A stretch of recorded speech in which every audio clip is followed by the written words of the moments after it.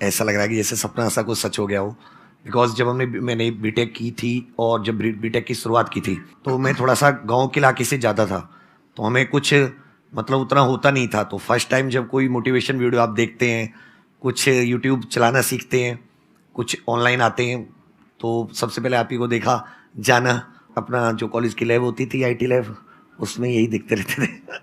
वो एक ऑरा वाली फीलिंग आती है ना कि ऐसा ऐसा हो जाए तो मजा आ जाएगा। तो लेकिन जब जब जैसे जैसे हम लोग आगे बढ़ते गए जर्नी में, चीजें देखी कि कैसे होती हैं, काफी कुछ इंस्पिरेशन भी मिलती रही उस साइड से, आपकी तरफ से।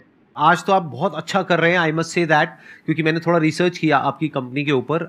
आज आई थिंक आपकी कंपनी में 600 से ज्यादा एम्प्लॉइज हैं, if I am not wrong. Yes. तो आपने अपने करियर की शुरुआत कब करी? मेरी जर्नी थोड़ी सी रोलर कोस्टर रही है। हाँ, बहुत मैं वही ज़्यादा। जानना चाहता हूँ थोड़ा सा एक बार आपकी जर्नी के बारे में। मेरे फादर गवर्नमेंट जॉब में थे, आर्मी में थे, तो मैंने सोचा पहले मैं गवर्नमेंट जॉब निकालूंगा तब मेरी बात लोग सुनेंगे, ऐसे सुनने वाले नहीं है। देन फिर अदर जॉब्स के लिए ट्राई किया, तो बहुत बार कुछ नंबरों से रही, कुछ इंटरव्यू से निकले, 13 SSB दी, मतलब सब कुछ किया, तो अंत में फिर एक जॉब निकली। देन बोला अब बात सुनने में, तो वो साबित भी हुआ कि जब आप कुछ कर लेते तभी आपकी बात सुनी जाती, नहीं तो कोई सुनता ही नहीं। आपने कितने टाइम तक करी वो जॉब? मैंने ज्वाइनिंग लेटर लेकर मैं गया नहीं ज्वाइन करने ट्रेनिंग पर, क्योंकि मुझे इधर मेरा रास्ता समझ में आ गया, मेरे जीवन का लक्ष्य क्या है। क्या समझ आ गया? कि मुझे मतलब जो मैं कर रहा हूँ, जिसमें मैं अच्छा हूँ, जो मुझे टीचिंग, मतलब मेरा खून में, ऐसा समझिए कि मुझे दुनिया की सारी टेंशन मैं बोर्ड पे जाके भूल जाता हूँ, तो मुझे यही करना है, इसी में आगे, इसमें सोसाइटी को भी मैं काफ़ी लाभ पहुँचा पा रहा हूँ, तो मुझे एग्जिस्टेंस इसमें मिल रही है। तो आप दोनों कैसे मिले?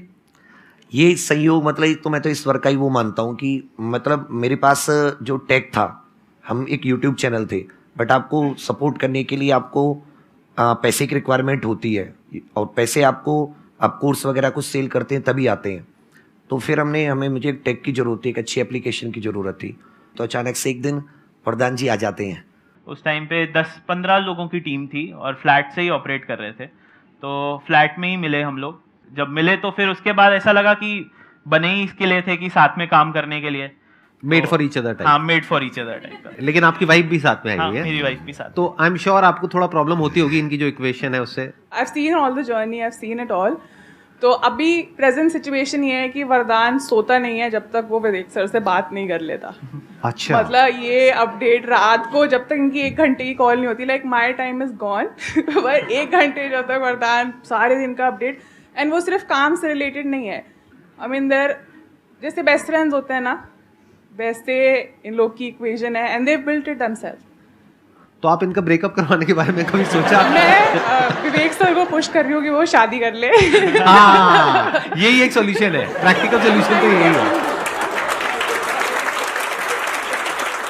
यहाँ पे एक बहुत बड़ी चीज सीखने वाली है कि कोई भी बिजनेस को बड़ा करने के लिए, if you want to really do something big in life, you need somebody जिनके साथ में आपकी एक अच्छी इक्वेशन हो, जिन पर आप ट्रस्ट कर सको, और जिस तरीके से बता रहे हैं कि जिनसे आप डेली रात को 1 घंटा बात कर सको शादी के बाद भी। बहुत बार ऐसा होता है कि काफी सारे लोग हो गए हैं साथ में काम करने के लिए, तो ऐसा नहीं होना चाहिए कि कभी कुछ उधर से कुछ और चीज हो रही है और हम लोग कुछ और मैं कुछ और बोल रहा हूँ। और आई एम श्योर टीम में भी ऐसा बहुत होता है, लोग आपस में लड़वाने की कोशिश करते हैं। मैं इसमें अपना एक पॉइंट रखना चाहूंगा कि पहले जैसे हमारी फैमिली में किसी ने कभी कोई बिजनेस किया ही नहीं, कभी कुछ छोटे मोटे किए तो उनमें आपस में भाइयों में ही झगड़े हो गए। मतलब कोई अगर फैमिली में कोई ऐसे है कि बिजनेस किया तो आपस में झगड़ा हो गया उनका, तो पार्टनरशिप को ऐसा बना रखा था यार कुछ भी करो, पार्टनरशिप में कोई काम स्टार्ट मत करो। बट मेरी भी वही थिंकिंग थी, कुछ भी करो पार्टनरशिप में मत स्टार्ट करो। लेकिन जब वरदान जी आए, 4 साल हम लोगों को हो गए साथ, और बहुत अच्छे से हम लोगों ने बहुत उतार, बहुत ज़्यादा चढ़ाव, बहुत नीचे उतार भी देखे, बहुत रोलर कोस्टर जैसे राइड रही। बट हमारे बीच में आज तक टचवुड एक भी बार तेज आवाज में बात तक नहीं हुई, कोई मतलब 0 झगड़ा। मैं तो एक ही चीज इसमें मेरे को सबसे मेजर लगती है, वो पेशेंस है। कि कई बारी हम लोग अपनी थिंकिंग में इतने ज्यादा इन्वॉल्व हो जाते हैं कि हम ये सोचते हैं कि जो हम सोच रहे हैं वही सही है। अभी हम लोग दिन में बेशक 1.5-2 घंटा बात होती है, उसका मेजर एक रीजन ये भी होता है कि मैं बिल्कुल अलग चीज सोच रहा हूँ, सर बिल्कुल अलग चीज सोच रहे हैं, और ऐसा नहीं है कि ऐसा होना कोई गलत चीज है। और जब उनके मिलने से एक सॉल्यूशन निकलता है तो वो सॉल्यूशन मेरे को लगता है कि वो सबसे ज्यादा एफिशिएंट सॉल्यूशन होता है। लेकिन उस डिस्कशन में ऑब्वियसली ये आपको ध्यान रखना होता है कि हम लोगों के लिए सिर्फ इस डिस्कशन के लिए खत्म नहीं हो जाएगी जिंदगी, इसके आगे भी बहुत बड़ी जिंदगी है। तो अगर साथ में रहेंगे तो बहुत कुछ अचीव कर पाएंगे। तो हम लोग हमेशा बोलते हैं कि 1 और 1 11 अगर हो सकता है तब तो 1+1 करने का फायदा है। अगर 1+1 2 भी हो रहा है तो फिर कोई उसका इतना फायदा नहीं होता। इसमें मेरा एक छोटा सा वो है कि एक तो कम्युनिकेशन गैप मत रखिए कभी भी। मीन्स आप गुस्सा है अपने पार्टनर से, आपको बहुत गुस्सा आ रहा है उसकी किसी बात पे, आप बात कीजिए। सेकंड चीज, एकदम ब्लाइंड ट्रस्ट, मीन्स आपको ऑनेस्ट रहना पड़ेगा। और तीसरी चीज की, मान ले तो उन्होंने कोई डिसीजन लिया, अब आपको ये नहीं कि आप उस पर लग गए, और ये तो हो ही नहीं सकता। ये ओवर द टाइम आएगा कि आप उन्होंने कोई डिसीजन लिया और आपको उससे का कोई बहुत लॉस हुआ। जैसे मेरे साथ फर्स्ट टाइम क्या हुआ कि हम लोग 4-5 महीने काम करते हुए थे, काम अच्छा हो गया तो मैंने एक डिसीजन ले लिया कि भाई हम पूरे भारत में अब एडवर्टाइजमेंट देंगे अखबार में, न्यूज़पेपर में। वर्दा ने कहा ओके करेंगे। उसने पूरा एजेंसी से बात की, उसको पूरा पे कर दिया। जिस दिन वो निकलने वाला था उस दिन एक दिन पहले मेरा दिमाग बदल गया। मैंने अरे ये तो घाटे की चीज है, तो सही नहीं, अभी हम लोग इतने बड़े नहीं हुए कि हम लोग इतना फैल जाएं, मैनेज कैसे हुआ, नेगेटिविटी आएगी अगर मैनेज नहीं हो पाया। मैंने कहा यार इसको रोको, बोले पैसे तो चले गए। तो वहां पे झगड़ा हो सकता था, वहां पे वरदान कहता आपने इतना पैसे का लॉस करा दिया, उसने सपोर्ट किया मींस, तो उससे मुझे थोड़ा सा और मिला और अच्छा कॉन्फिडेंस आया। मेरा यहाँ पे ना एक क्वेश्चन है आप दोनों से कि जैसे यूजुअली क्या होता है बिजनेस में, जैसे 2 को फाउंडर्स होते हैं तो एक होता है जो बहुत ही ऑप्टिमिस्टिक होता है और दूसरा उसको थोड़ा सा रोकता है, लगाम लगाता है। तो आप में से कौन वो रोल प्ले करता है?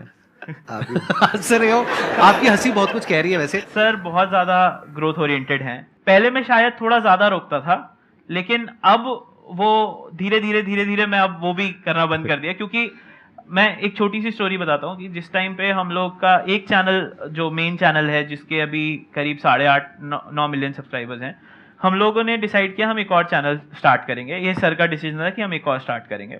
हमें मेन चैनल काफ़ी अच्छा सब कुछ कर रहा था और लिटरली हमने स्टार्ट किए हुए तब 3 महीने हुए थे। तो मेरे को ये था कि क्या करना है यार, सब तो अच्छा है, क्यों। तो सर ने बोला नहीं हम लोग ना डिफेंस में आएंगे, हम डिफेंस के स्टूडेंट्स को भी पढ़ाना शुरू करेंगे। तो ये भी एक मूव बहुत स्ट्रांग था कि हमें एक और चैनल खोलना है जहाँ पे 0 सब्सक्राइबर बेस से हम दोबारा से शुरू करेंगे, जहाँ हमें कोई जानता नहीं होगा। अब वो चैनल भी अब करीब 1.3 मिलियन का हो गया है।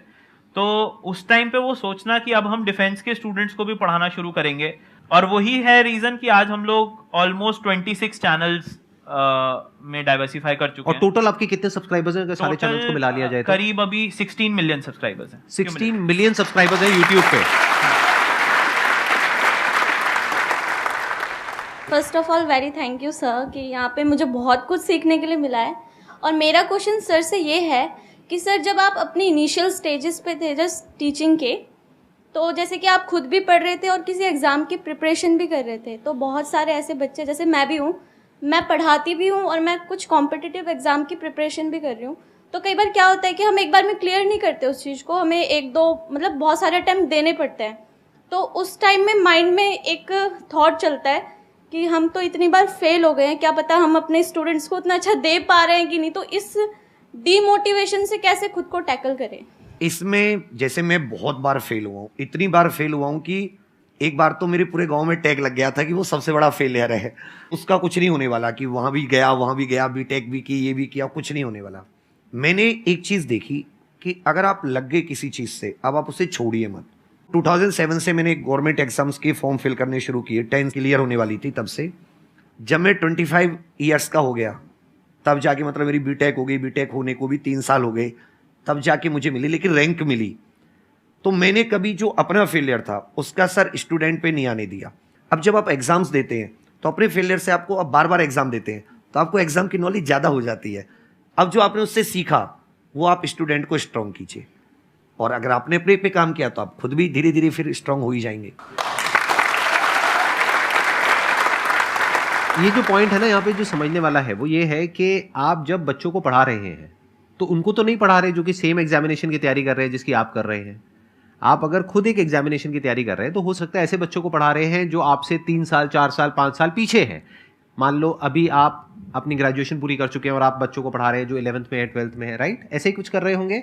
Like I am preparing for like medical entrance exam, और मैं जो बच्चों को पढ़ा रही हूँ 9, 10th, 11th, 12th की कैटेगरी में रहते हैं। That's what I am saying. देखना, ध्यान से समझना, 9, 10th में तो आपने सक्सेस को अचीव किया है ना, तो जहां आपने सक्सेस को अचीव किया है वहीं तो उनको सक्सेस को अचीव करवाने की कोशिश कर रहे हो।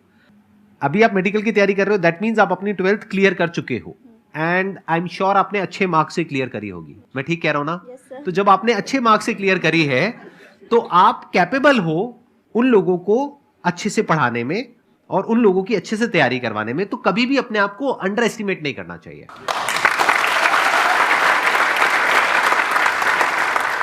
अच्छा, मैं थोड़ा सा जानना चाहूंगा आपके लाइफस्टाइल के बारे में कि आज आप लोगों का लाइफस्टाइल कैसा है, क्योंकि इसमें मुझे बड़ा इंटरेस्ट आता है, क्योंकि यहां पर कुछ गेस्ट आते हैं जिनके पास पैसा कम होता है लेकिन लाइफस्टाइल बड़ा भयानक होता है उनका, और कुछ ऐसे गेस्ट आते हैं जिनके पास पैसा बहुत होता है लेकिन लाइफस्टाइल बहुत ही नॉर्मल होता है। तो आप किस कैटेगरी में है? मेरा सेकंड वाली कैटेगरी है। मीन्स आराम से मस्त रहिए, ज्यादा चीजें खट्टी नहीं है मेरे पास। मैं ज्यादा ये वो ये भी मतलब गाड़ी फेरारीज बंगला, वगैरह वो सब नहीं है कुछ आपके नहीं। पास में? अपना बस स्कॉर्पियो खरीदी, उसके अलावा कोई बड़ी ऐसा कुछ नहीं।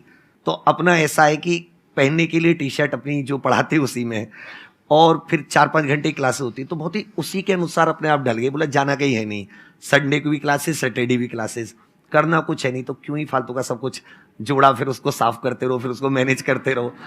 और अभी भी आप खुद क्लासेस कंडक्ट करते हो? हाँ, मेरी इस 4-5 लेवल पे आने के घंटे बाद भी रेगुलर। डेली आप 4-5 घंटे क्लासेस कंडक्ट करते हो खुद? यस। बट कैसे टाइम निकाल पाते हो? क्योंकि एक है 600 लोगों की टीम को मैनेज करना और प्लस क्लासेस भी कंडक्ट करना। वरदान जी है इसलिए। अच्छा, इसलिए आपको वरदान मिला है।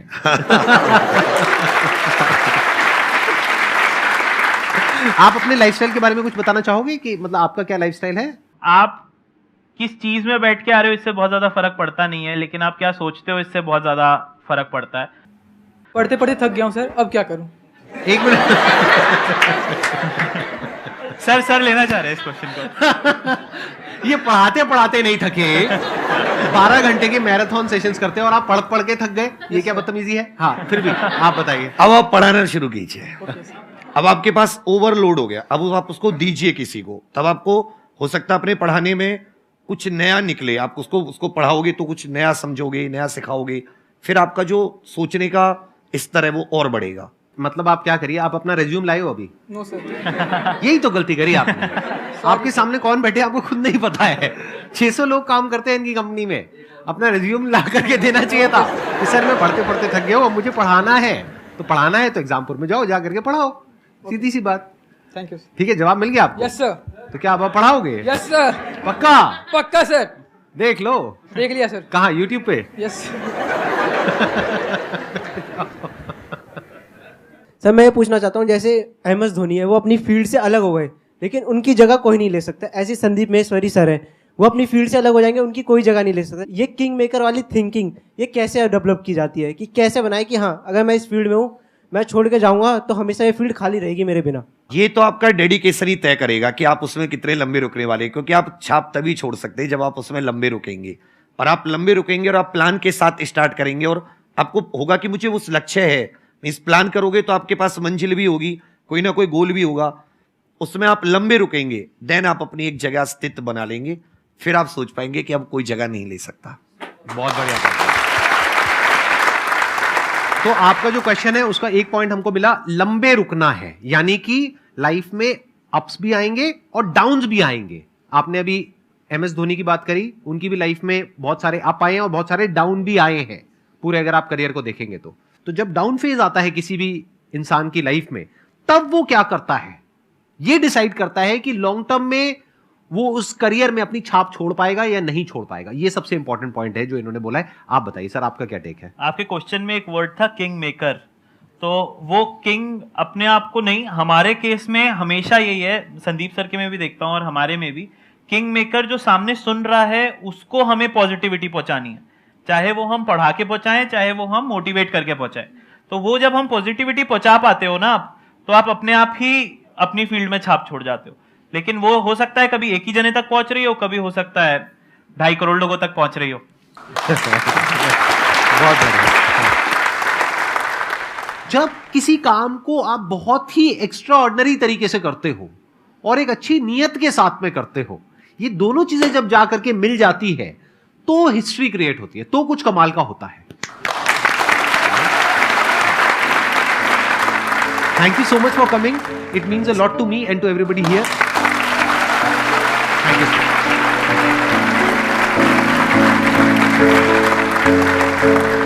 you.